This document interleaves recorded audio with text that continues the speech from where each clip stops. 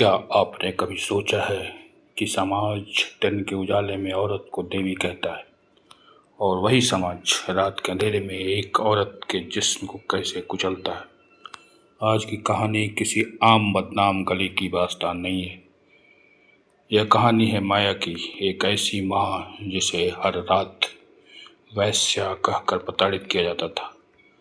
लेकिन एक रात उसके कमरे का दरवाजा खटखटाकर एक ऐसा शख्स अंदर आता है जिसे देखकर माया के पैरों के तले जमीन खिसक जाती है। वह शख्स कोई अनजान नहीं, बल्कि दिन के उजाले में समाज का सबसे बड़ा ठेकेदार था। सबसे बड़ा ठेकेदार कौन था वो शख्स? और उस रात बंद कमरे में रोमांस के नाम पर ऐसा क्या खौफनाक खेल खेला गया जिसने समाज के दोगलेपन का नकाब नोच फेंका। हाँ दोस्तों, दिल थाम कर बैठिए, क्योंकि आज की यह कहानी आपके सोचने का नज़रिया हमेशा के लिए बदल देगी। तो चलिए शुरू करते हैं दोस्तों। रात के 12 बज रहे थे। बदनाम गली के कमरा नंबर 7 में माया आईने के सामने बैठी थी। सुर्ख लाल होंठ, आंखों में गहरा काजल और जिस्म पर सिल्क की साड़ी। बाहर महफिल सजी थी, लेकिन माया के अंदर एक कब्रिस्तान जैसा सन्नाटा था। लोग सोचते हैं कि यहाँ की औरतें सिर्फ और सिर्फ जिस्म बेचती हैं, लेकिन कोई नहीं जानता कि हर रात यहाँ आने वाले लोग उनका आत्मसम्मान, उनकी रूह और उनके जीने की इच्छा को कैसे कुचलते हैं। हाँ दोस्तों, तभी दरवाजा पर दस्तक होती है। एक शख्स अंदर आता है, महंगा सूट, हाथ में सोने की घड़ी और चेहरे पर एक अजीब सा नकाब। वह कोई आम ग्राहक नहीं लग रहा था। उसकी आंखों में वो हवस नहीं थी जो अमूमन यहाँ आने वाले मर्दों की आंखों में तैरती है। हाँ दोस्तों, माया एक पेशेवर मुस्कान के साथ उठती है और कहती है, आइए साहब, आइए, बताइए इस महफिल की रौनक कैसे बढ़ाई जाए। आइए साहब। वह शख्स सोफे पर बैठ जाता है और माया को ऊपर से नीचे तक देखता है और एक ठंडी सांस लेकर कहता है, माया, मुझे तुम्हारे जिस्म नहीं चाहिए। मुझे बस यह देखना है कि समाज जिस औरत को पैरों की जूती समझता है वो अंदर से कितनी टूटी हुई है, कितनी टूट चुकी है। माया ठिठक गई। उसने आज तक कई तरह के मर्द देखे थे, कई तरह के मर्द आते थे। वो मर्द जो पैसे फेंक कर खुद को भगवान समझते हैं। वो मर्द जो बंद कमरे में अपनी सारी कुंठाएं, अपना गुस्सा और अपनी हिंसक प्रवृत्तियां एक लाचार औरत पर निकालते हैं। इस समाज के लिए रोमांस का मतलब प्यार होता है, लेकिन इस बदनाम गली में रोमांस का मतलब मर्दानगी का क्रूर प्रदर्शन। हाँ दोस्तों, मर्दानगी का क्रूर प्रदर्शन होता है। मैंने उस शख्स की तरफ देखा और हंसते हुए कहा, अरे साहब, प्रताड़ना की बात करते हैं आप। इस चौखट के अंदर पैर रखते ही हर मर्द एक जल्लाद बन जाता है, जल्लाद। कोई हमारे बदन पर सिगरेट के धुएं से अपनी मर्दानी लिखता है, तो कोई हमारी चीखों में अपना संगीत ढूंढता है। और सबसे बड़ी प्रताड़ना जानते हैं क्या है साहब? जब वही मर्द जो रात को हमारे पैरों में गिरता है, हमारे पैरों को चूमता है, सुबह उजाला होते ही हमें देखकर अपना रास्ता बदल देता है, अपना रास्ता। दिन में हम अछूते हैं, लेकिन रात को हम उनकी ज़रूरत है। रात को हमारे बदन से वो सट कर सोते हैं।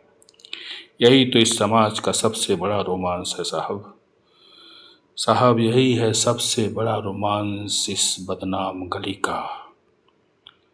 वह शख्स चुपचाप सुनता रहा। उसकी मुट्ठियां भींच गईं। माया की बातें सीधे उसके दिल पर तीर की तरह लग रही थी। फिर माया कहती है, साहब, औरतों को प्रताड़ित सिर्फ वो नहीं करता जो यहाँ आता है, प्रताड़ित तो समाज भी करता है जो हमें हक नहीं देता। मेरा एक छोटा सा बेटा है साहब। जब मैं उसका दाखिला कराने शहर के सबसे बड़े स्कूल में गई तो वहाँ के प्रिंसिपल ने मुझसे पूछा कि बच्चे के पिता का नाम क्या है। मैंने कहा कि इसका कोई पिता नहीं है। जानते हैं साहब, उस सम्राट ने पढ़े लिखे जो प्रिंसिपल थे, उन्होंने क्या कहा? उसने कहा कि एक वैश्या के बच्चों को हम अपने स्कूल में रखकर बाकी बच्चों का भविष्य खराब नहीं कर सकते। साहब, उस वक्त जो प्रताड़ना मुझे महसूस हुई वो इस कमरे की मार से 4 गुना ज़्यादा थी, 1000 गुना ज़्यादा। वह शख्स अचानक अपनी जगह से उठा। उसकी आंखों में आंसू थे। उसने धीरे से अपने चेहरे से वो नकाब और चश्मा हटाया। जैसे ही माया ने उसका पूरा चेहरा देखा, उसके पैरों तले जमीन खिसक गई। जमीन। सामने खड़ा शख्स कोई अनजान ग्राहक नहीं था। वो वही व्यक्ति था, वही प्रिंसिपल था जिसने सुबह माया के बच्चों को स्कूल से निकाल दिया था। कमरे में मौत का सन्नाटा छा गया। ऐसा लगता था वहाँ कोई है ही नहीं। एकदम शांत वातावरण हो गया। प्रिंसिपल की नज़रें शर्म से झुक गई थीं। वह दिन में नैतिकता का पाठ पढ़ाने वाला समाज का ठेकेदार रात के अंधेरे में अपनी आत्मा की भूख मिटाने उसी औरत की चौखट पर खड़ा था, उसी औरत के चौखट पर जिसे उसने सुबह दुत्कारा था। हाँ दोस्तों, हाँ। माया जोर से हंस पड़ी, लेकिन उस हंसी में दर्द का सैलाब। उसने कहा, पहचान लिया ना साहब? सुबह आपने मुझे लात मारी थी, लात, क्योंकि मैं समाज के लिए कलंक हूँ, कलंक। और आज रात आप खुद उस कलंक का हिस्सा बनने चले आए हैं साहब। बताइए, अब कौन पवित्र है और कौन पापी?